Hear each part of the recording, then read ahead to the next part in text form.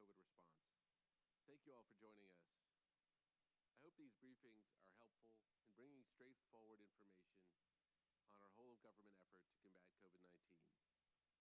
We will use them to highlight various efforts and leaders who are driving daily results on our national strategy to defeat COVID.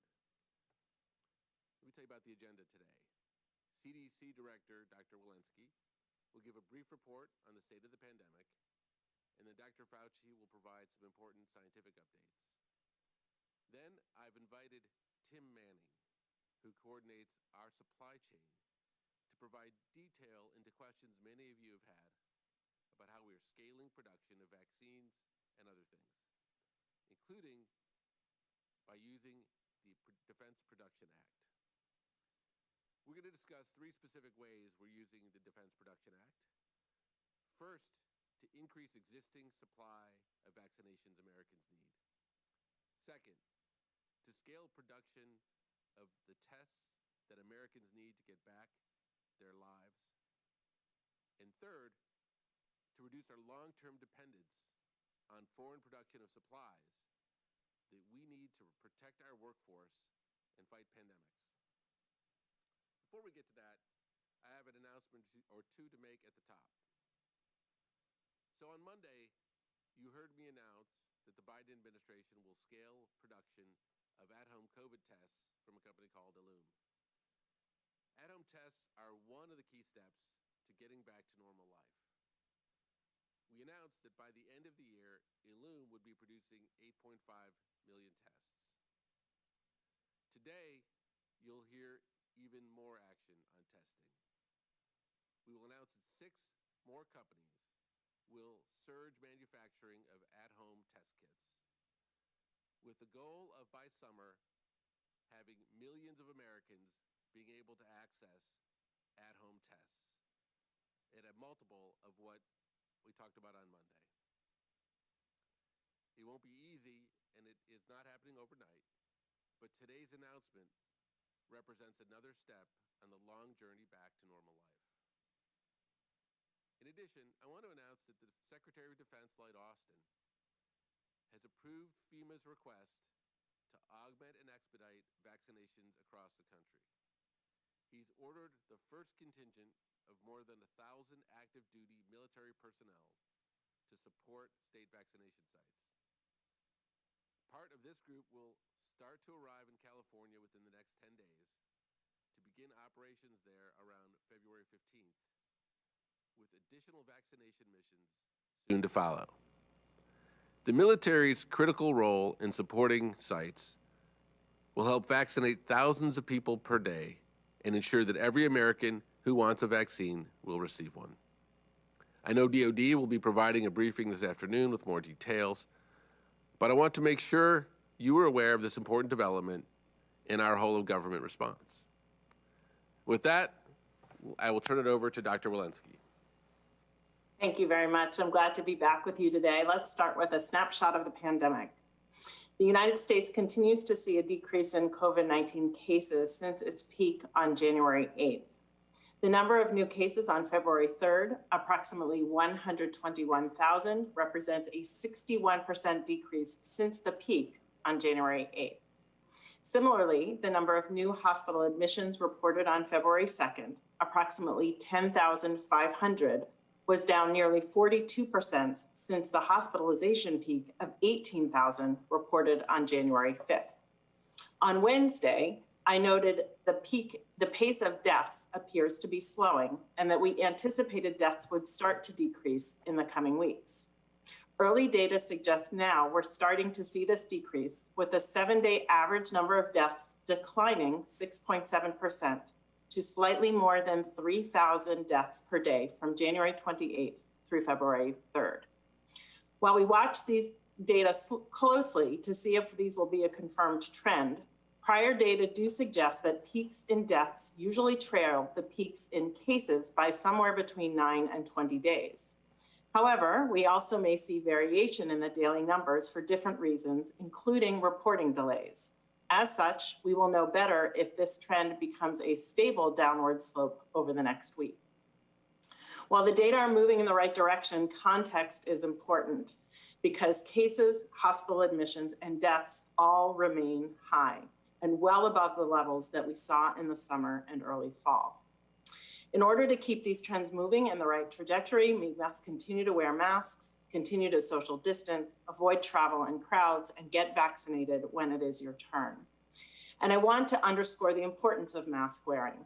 Today, CDC will be releasing 2 reports in the MMWR that describe the decline in COVID-19 hospitalization growth rates when statewide mask mandates are in place, as well as a study detailing face mask use among college students on college campuses with mask mandates.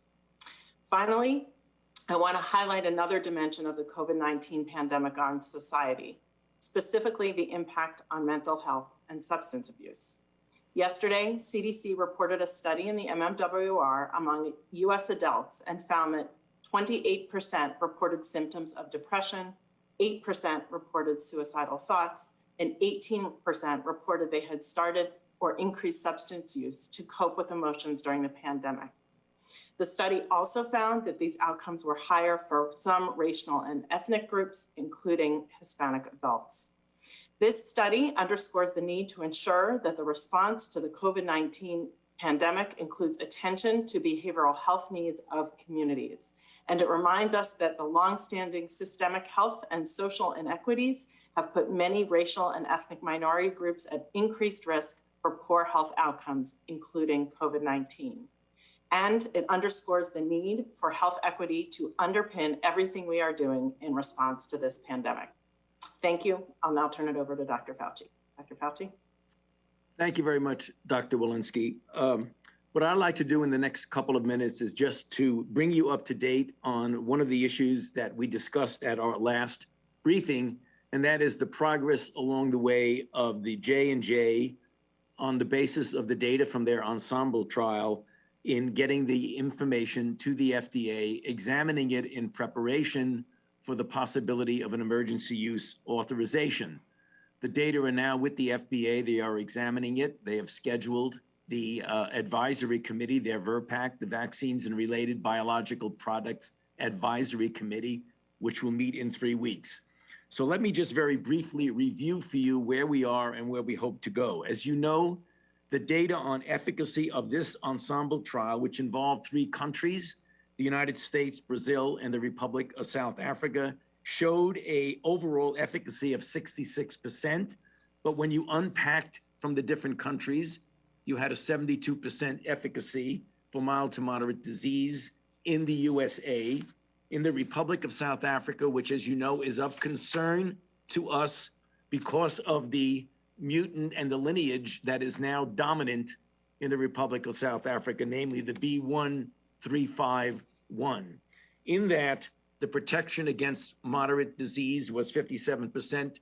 But the good news is that when you looked across all of the countries, the protection against truly severe disease was well over 80%. In fact, about 88.8%. Also of interest is that in the South African study, as well as all of the others, there were essentially no hospitalizations or deaths. So the sobering news is that we are dealing with variants, antigenic variation, which does have clinical consequences, as I mentioned on the last press briefing, of escape from some of the monoclonal antibody protection and a diminution in some of the protection that we have from the current vaccines. But the somewhat encouraging news is the rather complete protection against very severe disease, including hospitalizations and deaths. Now, when you look at what's going on in our own country, clearly, as the days and the weeks go by, you see, as predicted, an increase in the prevalence of the UK variant, the B.1.1.7 in the United States, which, as you well know, has been shown by the Brits to have an increase in efficiency of transmissibility, as well as a recent paper showing that there was some increase in pathogenesis leading to severe disease. So this is something that we will have to deal with because this is something that's expanding in its prevalence in the United States. The point that I want to make and end with is something that I said last time that I really think it's important for us here in the United States to realize. that the evolution of variants occurs only when you have a certain degree of replication of the virus in the community. And that means spread from person to person. Viruses will not evolve and mutate if you do not give them an open playing field to replicate in essentially an unbridled fashion. For that reason, the message that we keep giving, that Dr. Walensky and I and others on the team keep giving, is that now is the time to do a couple of things. One, double down on the adherence to the public health measures that we talk about all the time, the uniform masking that the president has spoken about, the physical distancing, the avoiding congregate settings, particularly indoors, and the washing of hands. At the same time, as another very important mechanism of dampening down the replication in a given community, is the distribution efficiently and effectively of vaccines. You'll be hearing about that in a moment, but the message that we have, when a vaccine becomes available to you, get vaccinated. You will not only be protecting yourself, your family, but you will be making a major step in a positive way to protecting the community. I'll stop there and back to you, Andy. Thank you. Tim? Thank you, Andy. Thank you, Dr. Fauci, Dr. Walensky. So first, since I may not be as well known as Drs. Fauci and Walensky, please allow me to introduce myself. My name is Tim Manning. I'm the National Supply Chain Coordinator for the COVID response. I'm an emergency manager, having done disaster and emergency response for the past 25 years. And I've worked at the local and state level and served as a deputy administrator at FEMA for 8 years. I've also been a firefighter and EMT, and I know firsthand the importance of having the equipment and supplies you need when you need it on the front lines of a crisis. Right now, I work with teams across the government, from the Department of Defense to the Department of Health and Human Services, to ensure our country has the supplies we need, not just now, but into the future. That's why on day one, President Biden signed an executive order directing us to use all necessary powers, including the Defense Production Act, to get this pandemic under control. In fact, the administration identified shortfalls in 12 critical categories of supplies. And today, I'm announcing 3 ways in which the administration is using the Defense Production Act authorities to fight this pandemic. One has an immediate impact. One will be felt over the next few months, and one will help diminish our reliance on foreign manufacturing for PPE over the long term. Our first action gets Pfizer more equipment and supplies that are enabling them to ramp up production and deliver more vaccine faster. Our second action will deliver more than 60 million point-of-care tests or at-home tests by this summer, and that's in addition to the news Andy announced on Monday about the Loom test. Our third action will help America produce more surgical gloves that our frontline workers desperately need. So let me start with increasing vaccine production. Since January 20th, we've increased the vaccine supply we are providing the states by over 20%. Right now, one of the factors constraining increased manufacturing of vaccines is limited equipment and ingredients. That's why we're leveraging an important power of the Defense Production Act, the ability to ensure that supplies and material critical to our national defense are going to areas of greatest need. This is called a priority rating. If the federal government puts a priority rating on a contract, it means that company can, say a vaccine manufacturer, gets first access to the product they need before anyone else. Today, we're announcing we're expanding the priority ratings for Pfizer to include filling pumps and tangential flow filtration skid units, critical components Pfizer needs to manufacture the COVID vaccine. It's actions like these that will allow Pfizer to ramp up production and hit their targets of delivering hundreds of millions of doses over the coming months. We told you that when we heard of a bottleneck on needed equipment, supplies, or technology related to vaccine supply, that we would step in and help, and we are doing just that. Second, we're using the DPA to increase our supply of at-home COVID tests. The country's well behind where we need to be in testing, particularly the rapid at-home tests that will allow us all to get back to normal activities like work and school. Earlier this week, we announced investments to bring the first non-prescription at-home COVID test to Americans. And I'm pleased today to announce that over the coming weeks, the US government has plans to invest in another 6 suppliers to rapidly surge domestic testing capability. And thanks to this action, 61 million point of care or at-home tests will be available by the end of this summer. To do this, we'll help industry partners construct new plants and build new production lines here in the United States, bringing critical capacity to the fight and reducing our vulnerabilities to disruptions in the supply chain. And third, we're very focused on procuring the personal protective equipment, or PPE, to keep America's frontline healthcare workers safe.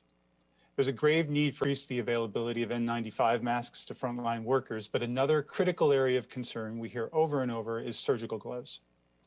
Right now, we just don't have enough gloves.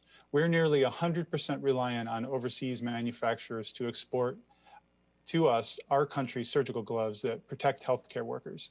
And that's unacceptable, and we're using all of our authorities to fix it.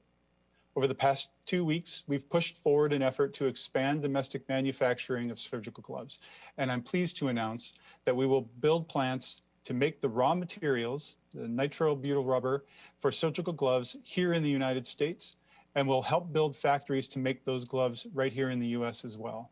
And by the end of the year, we'll produce more than 1 billion nitrile gloves a month right here in America.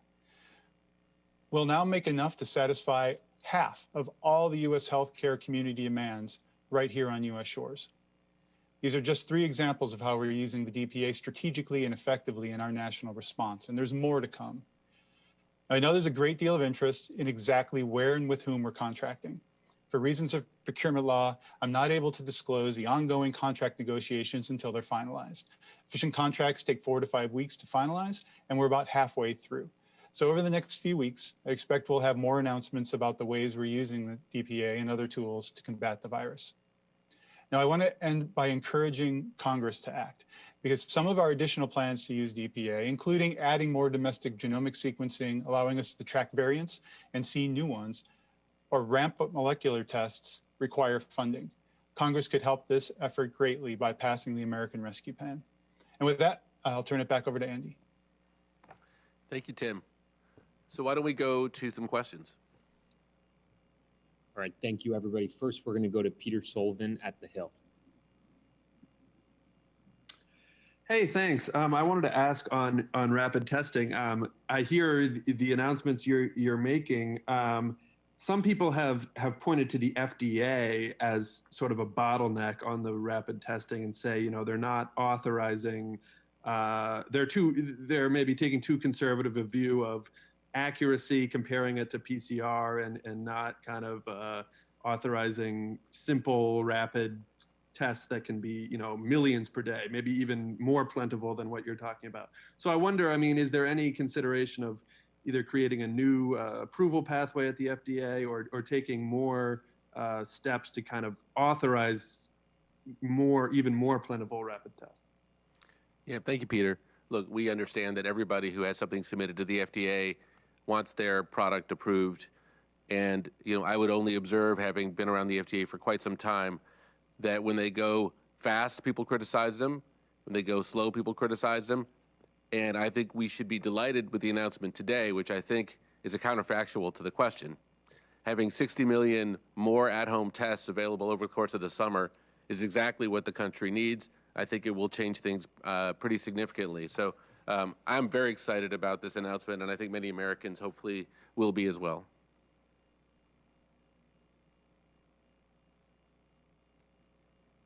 Great. Next, we'll go to Michael Wilner at McClatchy. Thanks for doing this. 2 questions from me. First, the Pentagon just announced it approved 1,110 active duty service members to support 5 FEMA vaccination centers. Can you tell us where those vaccine centers will be? And secondly, the national strategy says that the administration plans to accelerate the pace of vaccinations by encouraging states to move through priority groups more quickly. So what is more quickly is different from the prior administration, which also endorsed the ACIP guidelines? Yeah, thanks for the question, Michael.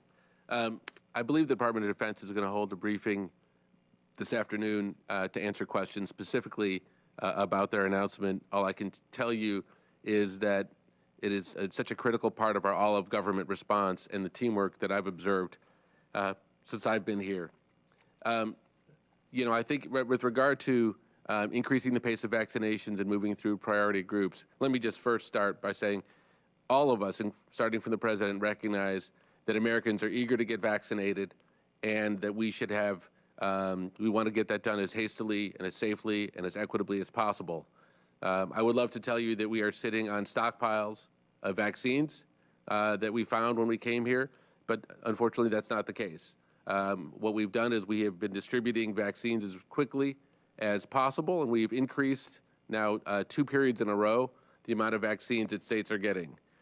I can assure you we are in constant conversation about an end-to-end last-mile approach to getting vaccines in people's arms, and that is, I think, taking improving the state's ability to get those vaccines in arms more quickly. As one data point, as I pointed out earlier in the week, when we got here on January 20th, about 46% of the supply delivered to states had been administered, and that number is now over 60%.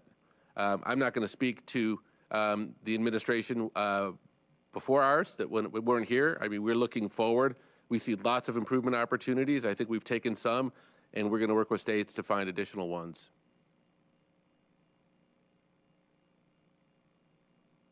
Next question. Great, thanks. Next, we will go to Sarah Murray at CNN. Hi, thank you guys for doing this. I appreciate it. My first question is for Dr. Walensky. I just wanted to follow up on some of her comments about teachers. We're wondering why it would be safe for teachers to return to the classroom if they have not been vaccinated, and whether that is considered the CDC's official guidance at this point, that teachers can go back into the classroom even if they have not been vaccinated. And secondly, I'm just wondering what steps the administration is considering to try to ramp up production of the J&J vaccine, assuming it does get an EUA, since our understanding is the supply will be relatively limited in the beginning. Dr. Walensky? Sure, happy to answer that. I want to just emphasize that our goal is to get children back to school. Schools should be the last places closed and the first places opened. Our goal is to make sure in getting children back to school that we do so both with the safety of the children and the safety of the teachers as utmost and critical in making sure that that happens.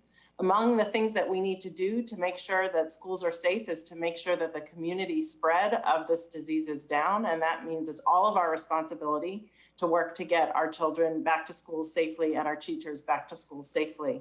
We are actively working on the guidance, the official guidance, which will be released in the week ahead.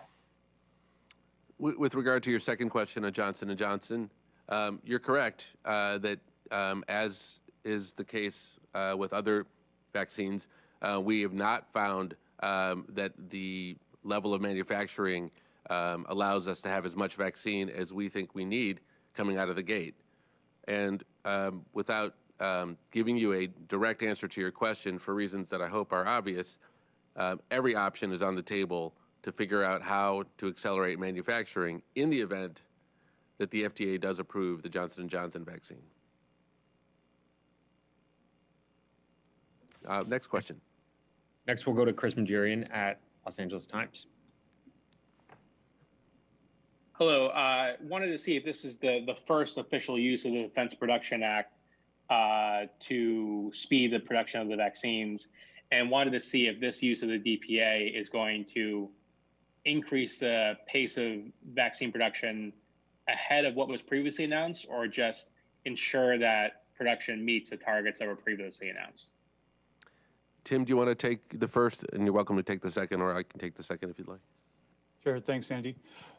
This amounts to the first sequence of actions under the Defense Production Act that we've taken under the Biden administration over the last couple of weeks. There have been DPA ratings. I think people probably familiar with in the last days of the Trump administration, there was some limited use of the Defense Production Act on the Pfizer vaccine, but there have been DPA ratings placed previously over the course of the last year in the manufacturing of the vaccines by the previous team as well.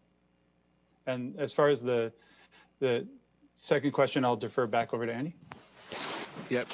So I think that the use of the Defense Production Act that Tim outlined is what is allowing, one of the things I should say, that's allowing Pfizer to meet the targets, and I think you may be aware that last week they announced an acceleration of their targets of when they'll be able to deliver vaccines.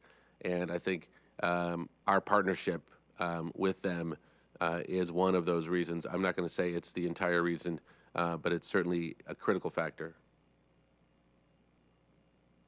Next question. All right, and last question, we'll go to Tommy Christopher at Mediaite. Hi, can you hear me? Yes. All right, thank you. My question is for Dr. Fauci principally, but really for any of you. First, I had two questions. My first was, can you tell me how frequently you on the team are in contact with President Biden and Vice President Harris, and how responsible do you think they've been to your policy recommendations? And my second question was, are you looking for, or have you seen any evidence of the impact of President Biden's mask orders? So, Dr. Fauci, I would never dream of taking a question that was intended for you. Thank you, Andy.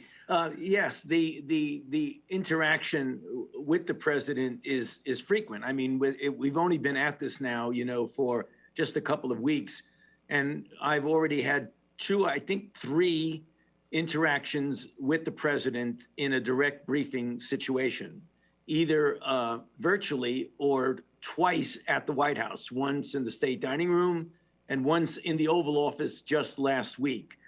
So he is very, very much involved, literally on a daily basis, obviously, because you have Jeff Zients briefing him continually.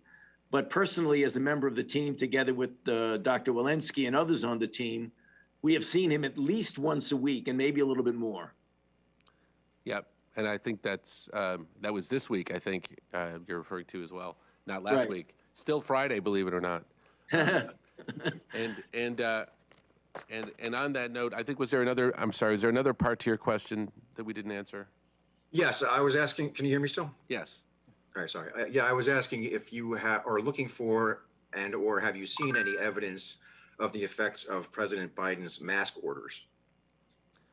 So I'm going to ask Rochelle if Dr. Walensky, if you've seen any data that's emerged on increases in mask use recently.